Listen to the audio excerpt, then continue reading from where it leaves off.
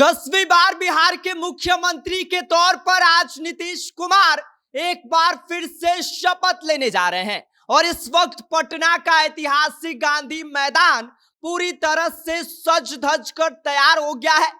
गांधी मैदान का नजारा इस वक्त किसी दिवाली से कम नहीं लग रहा है। वहां की इस वक्त क्या तैयारियां हैं और नीतीश कुमार के शपथ ग्रहण से जुड़ी 10 अहम और खास बातों के बारे में आके हम आपको बताएंगे। लेकिन उससे पहले नमस्कार, मेरा नाम विष्णु है और आप देख रहे हैं जनता जंक्शन।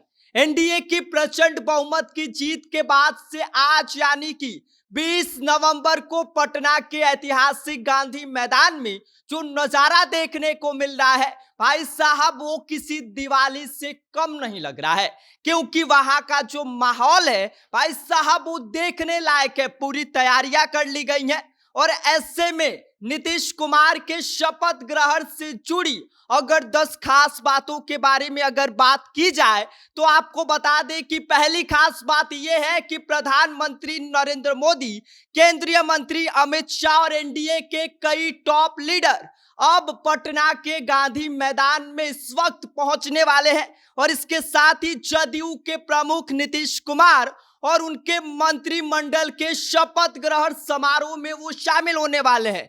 नीतीश कुमार एक बार फिर से मुख्यमंत्री पद का शपथ लेने जा रहे हैं और इसको लेकर इस वक्त सारी तैयारियां पूरी कर ली गई हैं। दूसरी अहम और खास बात यह है कि कई केंद्रीय मंत्री और एनडीए शासित जो प्रदेश हैं वहां के कई मुख्यमंत्री शपथ ग्रहण समारोह में आने वाले हैं। कार्यक्रम को लेकर गांधी मैदान और उसके आसपास जो बड़ी संख्या है वहां पर सुरक्षा बलों की तैनाती कर दी गई है। 11:30 बजे से नीतीश कुमार का जो शपथ ग्रहण समारोह है वह शुरू हो जाएगा। तीसरी और खास अहम बात यह है कि आम जनता का प्रवेश यानी कि 20 नवंबर को पूरी तरह से गांधी मैदान में प्रतिबंधित कर दिया गया है। साथ ही कार्यक्रम के मद्देनजर गांधी मैदान के आसपास की कई सड़कों को लेकर जो यातायात के जो तैयारियां हैं उसको लेकर भी पूरी कर ली गई है। रूट डाइवर्जन कर दिया गया है और इसके साथ ही जो गांधी मैदान के आसपास की स्कूलें हैं उसको भी बंद कर दिया गया है। अगली खास और अहम बात यह है कि भाई इस बार लगभग 20 विधायकों को मंत्री पद की शपथ इस शपथ ग्रहण समारोह के दौरान दिलाई जा सकती है। हालांकि 36 मंत्री इस अधिकतम संख्या है, लेकिन माना यह जा रहा है कि 20 मंत्री आज नीतीश कुमार के साथ इस शपथ ग्रहण समारोह में शपथ लेने वाले हैं। उनके पटना पहुंचने के बाद से जो मंत्रालय और विभागों का आवंटन होना है उसको लेकर भी अंतिम तैयारी दे दी गई है। इसके साथ ही आपको बता दें कि अगली खास और अहम बात यह है कि जो प्रधानमंत्री नरेंद्र मोदी 2020 में नीतीश कुमार के शपथ ग्रहण समारोह में नहीं पहुंचे थे, इस वक्त सबसे ज्यादा चर्चा का केंद्र बने हुए हैं, क्योंकि 2020 के चुनाव में नीतीश कुमार 43 सीटों पर सिमट गए थे, जिसकी वजह से एनडीए के कई टॉप लीडर नेता उस वक्त नहीं आ पाए थे। लेकिन नीतीश कुमार के दमदार प्रदर्शन और एनडीए की भव्य जीत के बाद खुद प्रधानमंत्री नरेंद्र मोदी, अमित शाह समेत कई राज्यों के मुख्यमंत्री आज के इस शपथ ग्रहण समारोह में पहुंचने वाले हैं। इसके साथ ही अगली और खास अहम बात यह है कि भाजपा और जदयू ने नई सरकार की जो खाका है उसको अंतिम रूप दे दिया गया है।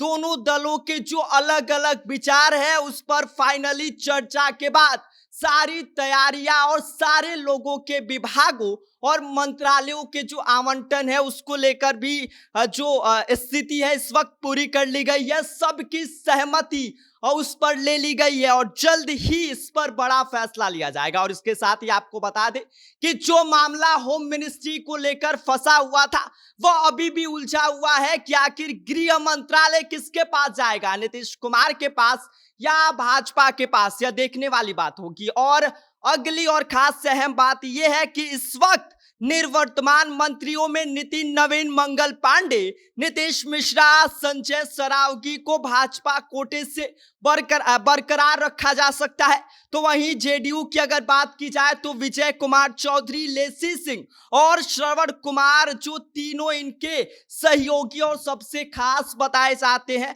वो एक बार फिर से मंत्री पद की शपथ ले सकते हैं। अगली और खास अहम बात यह है कि एनडीए के प्रमुख घटक दल जो है वो बुधवार को अपने अपने विधायक दलों का जो नेता है वो तय कर चुके हैं।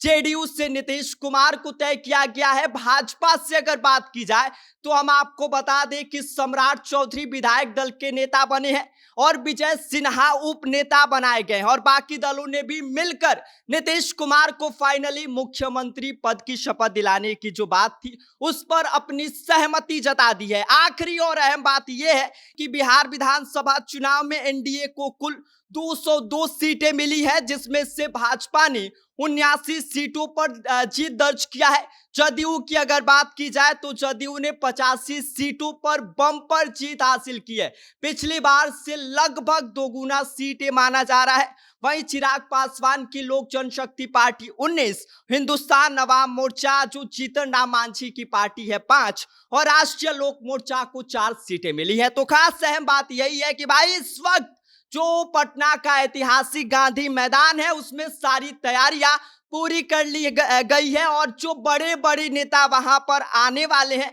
वो लगभग अब पटना एयरपोर्ट पर पहुंच चुके हैं। बाकायदा उनका स्वागत किया जा रहा है, साथ ही सांस्कृतिक कार्यक्रमों का भी बाकायदा उस दौरान इंतजाम किया गया है। साथ ही जो रूट डाइवर्जन है उसको लेकर भी सारी चीजें कर ली गई हैं ताकि जो जाम की व्यवस्था है वो ना लगे।